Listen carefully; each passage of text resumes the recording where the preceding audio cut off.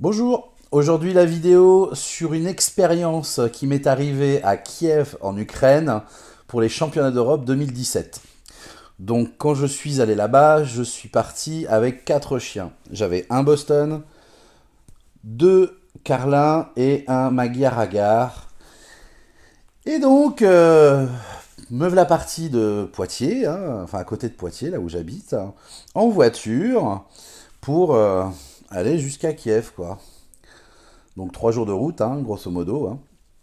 Et je suis arrivé là-bas, franchement, c'est la première fois de ma vie que je partais à Kiev. Donc j'ai vu cette fameuse grosse douane entre la Pologne et l'Ukraine, avec un petit peu de bakchich, hein, bien sûr, faut pas oublier, hein, parce que le SMIC ukrainien, c'est une centaine d'euros, hein, à peine, hein.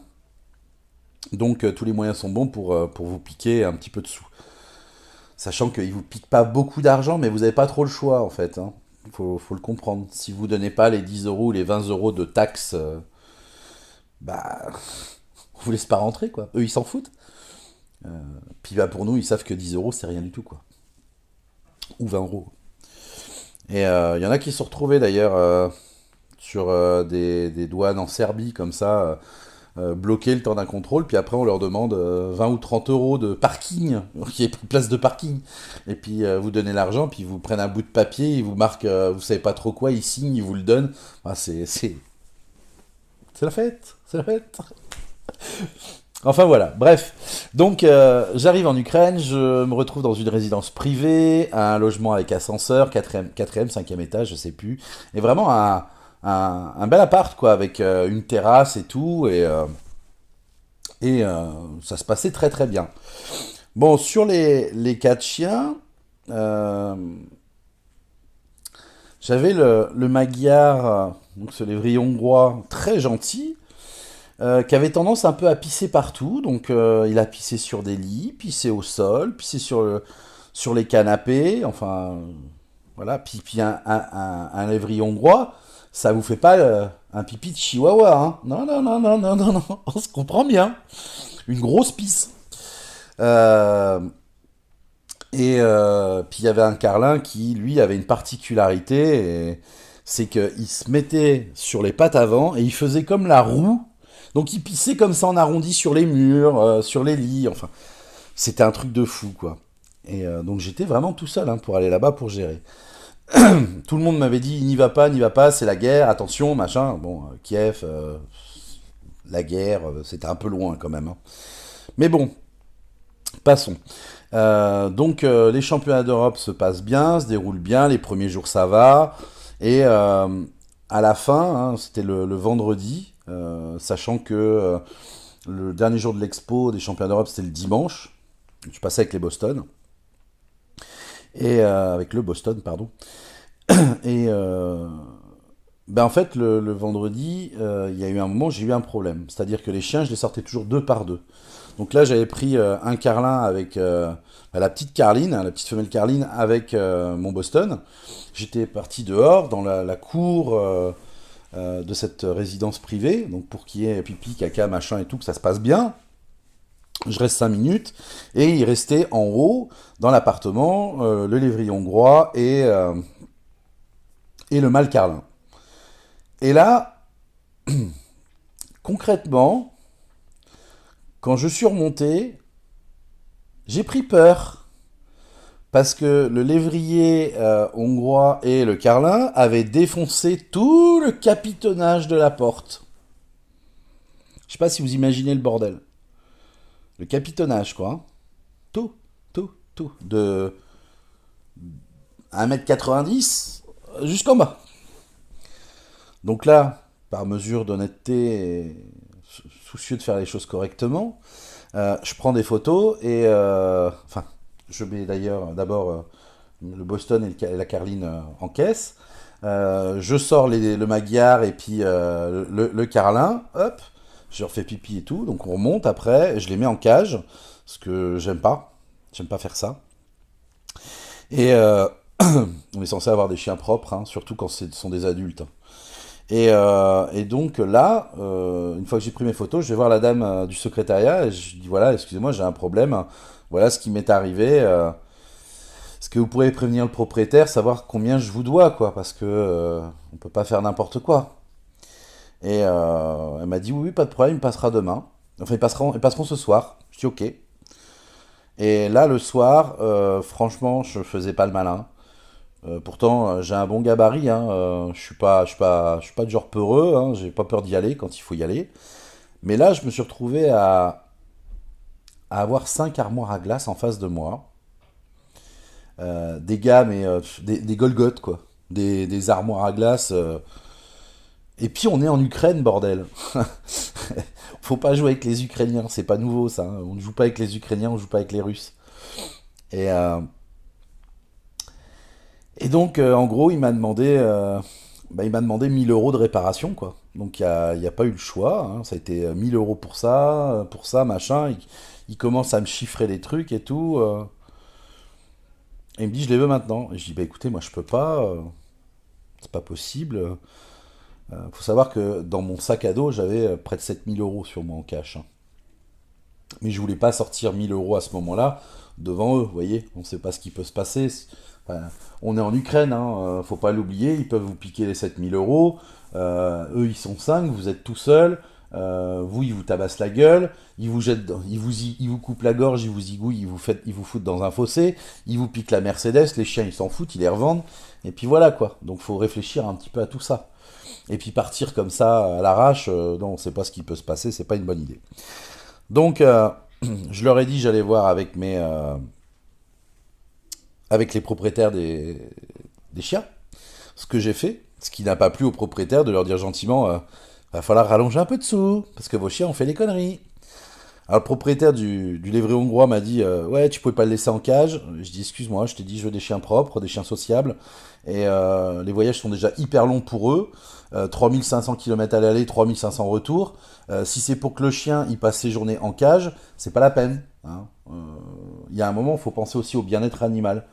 Et c'est pour ça d'ailleurs que j'avais pris un grand appart, etc. Et pour qu'il puisse un petit peu se défouler, quoi. Tout en sortant régulièrement. Mais bon, j'étais méfiant quand même, je sais pas trop comment. C'était mon premier voyage en Ukraine, hein, donc j'y allais un peu à tâtons. Donc voilà, et donc le lendemain, je me retrouve à nouveau avec ces Ukrainiens, le propriétaire, qui revient. Là, ils étaient plus que trois. Bon, ils vont juste dire ça suffira. Toujours en gardant une certaine tension. Et donc, je lui ai filé les 1000 euros en cash. Voilà. Donc, le logement, je devais le restituer le lundi matin. Donc, je ne l'ai pas restitué le lundi matin. J'ai même pas cherché à comprendre. J'ai fait mon expo du samedi, mon expo du dimanche. Je me suis couché très très tôt le dimanche. Pour me lever, il était à peu près 1h du matin. J'ai mis les clés de l'appartement dans la boîte aux lettres. Et donc ce lundi matin, vers 1h du matin, j'ai repris la route. Je savais que de Kiev à la frontière ukrainienne et polonaise, il y avait à peu près 5 heures, 5h30 de route. Donc je me suis dit, bon, de toute façon, ils vont pas ouvrir avant au moins 8h le matin, si c'est des gens du matin, mais apparemment pas trop. Mais je voulais me sécuriser parce que ce qui m'importait, c'était surtout la sécurité des chiens. Vous voyez, quand on vous confie des chiens, faut pas oublier qu'on a une certaine responsabilité et si vous savez pas gérer, notamment votre sang-froid, voilà. C'est pour ça qu'il faut aussi être conscient de certaines choses, hein. Et toujours pareil, hein, heureusement que je parle couramment anglais, heureusement que je sais garder mon sang-froid, parce que sinon, vous pouvez très très mal finir, hein. Faut comprendre. Faut vraiment en prendre conscience qu'il peut arriver des choses, des fois, pas drôles, quoi. Voilà, et donc j'ai pris la route et puis je suis rentré. Alors j'ai été un petit peu inquiet quand je suis arrivé à cette douane, parce qu'on a encore retaxé 20 balles, bien sûr, pour le passage aller et au retour, hein. Et je comprenais pas ce qui se passait. J'ai vu deux voitures devant moi où les douaniers ont désossé complètement les bagnoles. La voiture derrière moi, ils l'ont désossée. Et là, je me suis dit, putain, c'est pas possible. J'ai la voiture qui est pleine.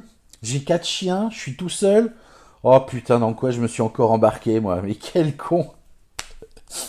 Mais non, voilà. Finalement, ils m'ont demandé d'ouvrir le capot, voir. Ils ont regardé un petit peu partout avec les glaces, voir si j'avais pas caché quelque chose et tout. Et ils m'ont demandé si j'étais fumeur, donc bien sûr à ce moment-là, on est non-fumeur, hein, forcément. Donc faut tout cacher. Il faut aussi de respecter quand même, parce qu'on ne sait pas. Faut vous imaginer qu'on vous désosse votre bagnole parce que vous avez pris trop de cartouches de clope pour gratter un peu de thunes. C'est pas très malin, tu vois. Alors, non, on est carré, comme ça on n'est pas emmerdé. Et donc je suis rentré tranquillement, paisiblement après à la maison, après ce passage en douane. Voilà, ça c'était encore une expérience dans les Balkans, enfin Ukraine quoi précisément. Donc faut quand même avoir les reins solides, faut toujours avoir du fric sur soi, en cash, bien caché quand même. Parler couramment anglais, ça reste une obligation, franchement.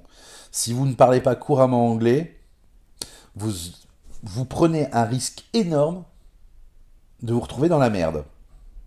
Parce que là-bas, on parle anglais, mais on parle pas français. Et puis, des voitures de qualité pour y aller, parce que sinon, vous pouvez tomber en panne, et puis à moins que vous soyez mécano et que vous ayez votre caisse en plus, mais même là, vous n'êtes pas à l'abri, hein, comme je vous ai expliqué dans la vidéo d'hier, sur la Bosnie, quand une voiture se met en sécurité, si vous n'avez pas le matos, c'est compliqué, quoi. Hein. Et c'est pas un tournevis à tourner, avec une petite vis à tourner, et puis basta. C'est plus compliqué que ça. Voilà, donc des fois c'est la mécanique qui peut vous faire un peu défaut, des fois ce sont les chiens qui peuvent vous foutre dans la merde, malheureusement. Donc voilà. Eh ben écoutez, j'espère que cette petite expérience que je vous ai retransmise en vidéo vous a plu. N'oubliez pas, partagez, likez, commentez. Si vous avez la moindre question, bien sûr en commentaire, hein, toujours.